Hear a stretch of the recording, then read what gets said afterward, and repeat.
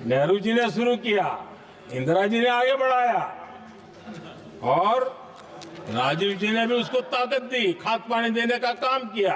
क्यों? संविधान के साथ खिलवाड़ करने का लहू उनके मुंह लग गया। पिछले 11 साल से नेहरू जी को कोस रहे हैं, आखिर कब तक कोसिएगा? थोड़ा पंडित नेहरू जी के बारे में पढ़िए, तब पता चले कि पंडित नेहरू की शख्सियत का नाम है। दुनिया का पहला ऐसा राजनेता जिसने अपनी जिंदगी की आजादी के लिए, देश की आजादी के लिए 3259 दिन अंग्रेजों की जेल में बिताए। पंडित नेहरू एक ऐसे महान शख्स जिनके पिता पंडित मोतीलाल नेहरू, जिनकी बहन विजय लक्ष्मी पंडित, जिनके बहनोई पंडित रंजीत सीताराम, जिनकी बेटी इंदिरा गांधी, जिनके दामाद फिरोज गांधी, सब ने अंग्रेजों से लड़ते हुए स्वतंत्रता आंदोलन में जेल काटी। आप किस मुंह से उनकी लकीर छोटी करने की बात करते हैं? नहीं कर पाइएगा, 7 जन्मों में नहीं कर पाइएगा, क्योंकि जिस्म की मौत कोई मौत नहीं होती है। जिस्म मिट जाने से इंसान नहीं मर जाते, धड़कने रुकने से अरमान नहीं मर जाते, सांसें थम जाने से ऐलान नहीं मर जाते। जिस्म की मौत कोई मौत नहीं होती।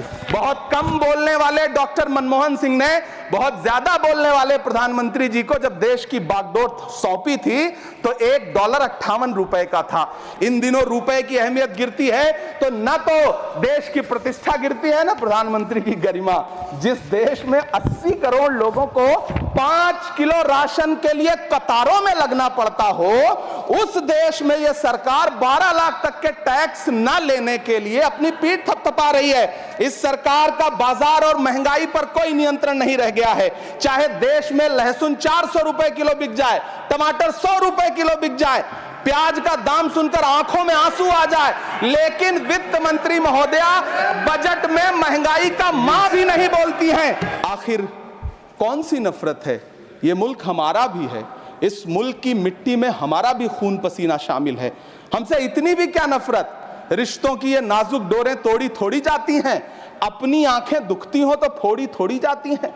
सभापति महोदय, मैं तो वित्त मंत्री जी से पूछना चाहता हूं आपके माध्यम से कि शायद आपको पता ही नहीं है कि गृहस्थी चलाने वाली एक गृहिणी की मुश्किलें क्या क्या होती हैं। आपने कभी सोचा भी नहीं होगा कि जब वो किचन में सब्जी बनाने के लिए कढ़ाई में तेल डालती है तो उसके साथ उसके आंसू भी गिरते हैं। सभापति महोदय, शायद उन्हें पता भी ना हो कि एक छोटी सी गाड़ी और एक छोटे से फ्लैट का EMI भरने के बाद इस देश का एक गरीब इंसान जब अपने बच्चों की फीस भरने के बारे में सोचता है तो उसे कितनी खुशियों का गला घोंटना पड़ता है। शायद उनको पता भी नहीं है कि फसल बेच करके बिटिया की शादी का सपना सजाने वाला किसान जब अपनी फसल बर्बाद देखता है तो कितनी रातें सो भी नहीं पाता है। सभापति महोदय, शायद वो कभी इस पीड़ा को समझ ही नहीं पाएंगी कि परिवार के किसी एक सदस्य को कैंसर जैसी बीमारी हो जाए तो घर और जमीनें गिरवी रख उठती हैं, लेकिन इलाज नहीं हो पाता। हुकूमत इस कदर आवाम पर एहसान करती है, ये आंखें छीनती है और चश्मे दान करती है। सभापति महोदय, महाराष्ट्र का भिवंडी हो, मालेगांव हो, इचल करंजी हो, यूपी का बनारस हो, मुआयमा हो, मुबारकपुर हो, रांची का छोटा नागपुर हो, बिहार का भागलपुर हो, हर जगह बुनकरों की उम्मीदें तोड़ रही हैं, लेकिन इस सरकार के पास उनके लिए कुछ भी नहीं है। मुरादाबाद का पीतल उद्योग, कानपुर का चमड़ा उद्योग, सहारनपुर का लकड़ी उद्योग, फिरोजाबाद का चूड़ी उद्योग, अलीगढ़ का ताला उद्योग, सब सरकारी प्लानिंग से तबाह हो रहे हैं। इन तमाम के बीच सरकारी सपोर्ट से बस एक उद्योग फल फूल रहा है, नोएडा का नफरत उद्योग। सभापति महोदय, जिस देश में 40 से 45% मेडिकल फैकल्टी की सीट खाली हो, वहां बजट में 75,000 नए मेडिकल सीट्स का ऐलान हो रहा है। सरकार बहादुर, कम से कम इस देश के पढ़े लिखे युवाओं को तो मूर्ख समझना बंद करिए।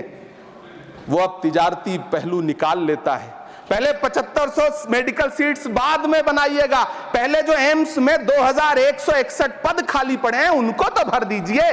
वो अब तिजारती पहलू निकाल लेता है। मैं कुछ कहूं तो तराजू निकाल लेता है। मैं इसलिए भी तेरे फन की कद्र करता हूं तो झूठ बोल के आंसू निकाल लेता है। सभापति महोदय, फिर झूठ आया है, मैं उसे मिथ्या कर दे रहा हूं। शायरी में बार बार आ जाता है, क्या करूं।